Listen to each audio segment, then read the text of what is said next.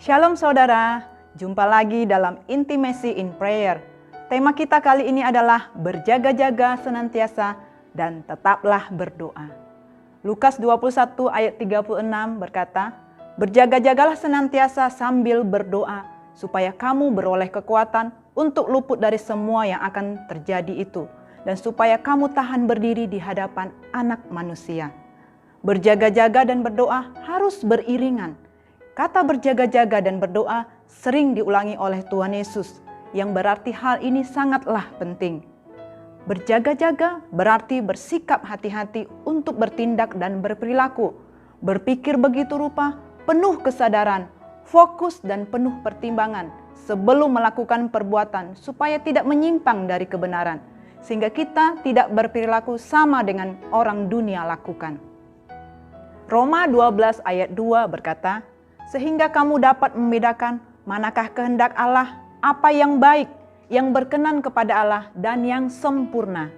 Dunia menawarkan begitu banyak kesenangan, kemewahan, dan kenikmatannya. Dunia berkata, bersenang-senanglah, nikmatilah hidupmu, tidak perlu pusing-pusing memikirkan hal-hal rohani, seperti ibadah, pelayanan, hidup kudus, dan sebagainya. Perkara-perkara dunia ini akan dapat menjadi jerat. Oleh sebab itu, berjaga-jagalah dari pengejaran harta kekayaan dunia.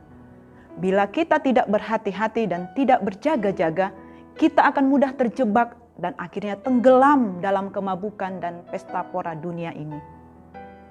Jangan santai, jangan bermalas-malasan, jangan hidup sesuka hati, dan jangan tidak peduli dengan kepentingan Tuhan, karena ini adalah ciri-ciri manusia akhir zaman.